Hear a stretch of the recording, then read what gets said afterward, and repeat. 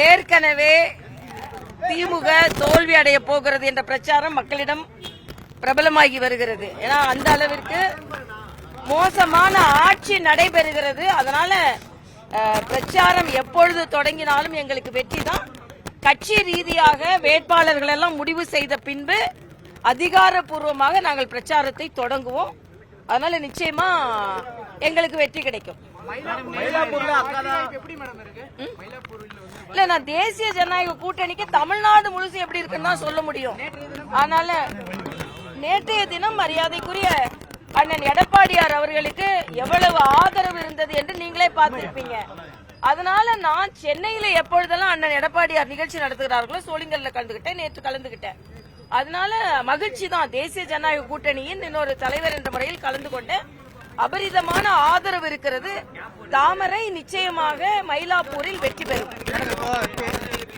பிரச்சாரத்தில் ஈடுபட்டிருக்கீங்க. சேகர் பாபு வந்து நேற்றுக்கு குடும்ப அரசியல் எங்களை பார்த்து சொல்றாங்க, உங்களையும் ஜிகே வாசனையும் அவங்க வாரிசு அரசியல். யார் சேகர் பாபு சொன்னாரா குடும்ப அரசியல்? அவங்க சொல்றாங்க தமிழிசை என்ன வாசன் என்ன. சேகர் பாபுக்கு எங்களை பத்தி பேசுறதுக்கு எந்த தார்மீக உரிமையும் இல்ல.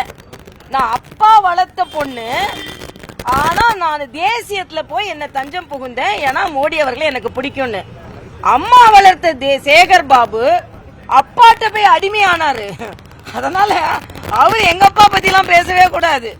அம்மா அவரை எப்படி வளர்த்தாங்கன்னு தெரியும். இப்ப இன்னைக்கு அப்பான்னு சொல்ற ஸ்டாலின் போய் அடிமையா நீங்க உட்கார்ந்துருக்கீங்க.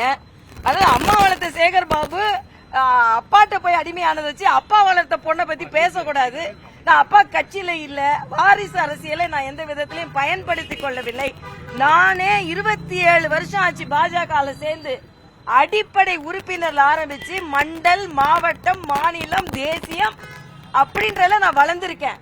அதனால எங்களை பத்திலாம் அவர்களுக்கு பேசுறதுக்கு வாரிசு இல்லாத வாரிசுகள். அவங்கெல்லாம் வாரிசுக்காக வாரி கொடுக்கின்ற வாரிசுகள். அதனால எங்களை பத்தி அவர் பேச மோடியா லேடியா எனக்கு கேட்ட அரசியல் செய்த ஜெயலலிதாவின் கட்சியை பாஜக வெளியிடும் இன்னைக்கு சிவசங்கர் பேட்டி அளிச்சிருக்காரு. சிவசங்கருக்கு இப்ப என்னங்க பிரச்சனை?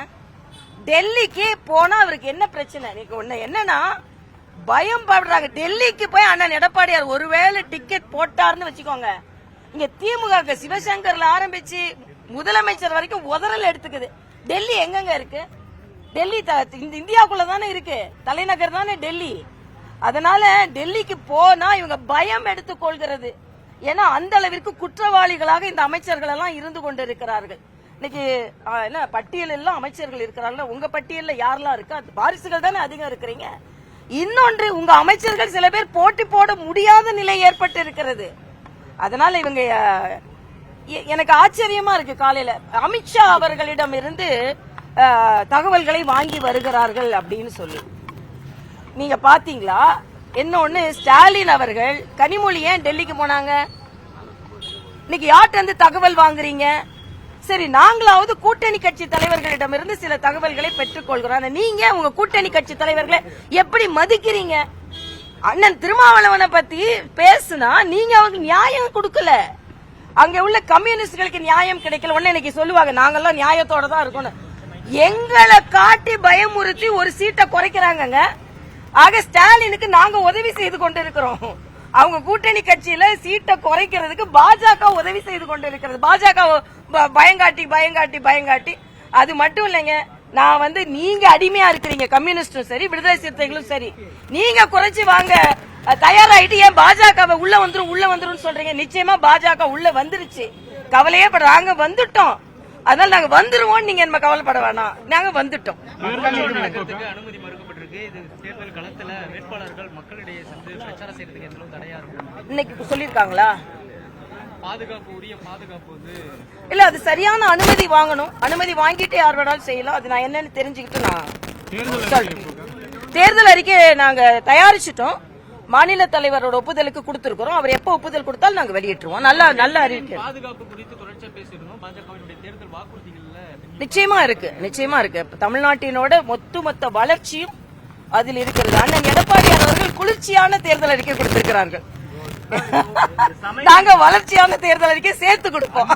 தொடர்ந்து இலவச பொருட்கள் மக்கள் அந்த ஏற்கிறாங்களா? எப்படி பாக்குறீங்க? ஃப்ரிட்ஜ் ஒரு விலை உயர்ந்த பொருள், ஏற்கனவே நிறைய நெருக்கடியான பொருளாதார இல்ல நிதி மேலாண்மை ஒரு ஆட்சி எப்படி செய்யறதுன்றதுதான். நிதி மேலாண்மை செய்துட்டு மக்களுக்கு கொடுக்கறதுல எந்த பிரச்சனையும் இல்லை. இவங்க கடன் வாங்கி வாங்கி கொடுக்கறாங்கன்றதான் ஸ்டாலின் மேல உள்ள குற்றச்சாட்டு. இல்ல நம்ம வந்ததும் அது செய்ய முடியுமா? இல்ல அதெல்லாம் நீங்க நாங்க வருவோம் நிச்சயமா. அதுக்கப்புறம் எப்ப செயலாற்றுவோம்னு முதலமைச்சரா அண்ணன் எடப்பாடியார் அவர்கள் சொல்வார்கள். நாங்கள் எல்லாரும் சேர்ந்து வெற்றி பெறுவோம்.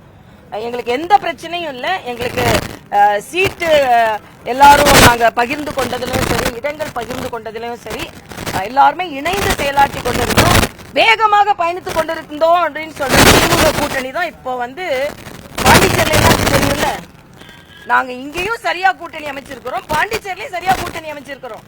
இன்னைக்கு பாண்டிச்சேரியில போட்ட இடத்த வாபஸ் வாங்க மாட்டேன்னு ஒரே பிரச்சனையா இருக்கு. இங்கேயும் பிரச்சனை, பாண்டிச்சேரியிலயும் பிரச்சனை, புதுச்சேரியிலயும் பிரச்சனை. இங்க பிரச்சனை இல்லாம இல்ல. அதனால நாங்க பிரச்சனைகளை தீர்த்து நாங்க வெற்றி படியை தாண்ட ஆரம்பித்து விட்டுறோம். அவங்க இப்ப வெற்று தேர்தலை கூட்டணியை பேசிக் கொண்டிருக்கிறார்கள் என்பதுதான் எனது கருத்து. நன்றி.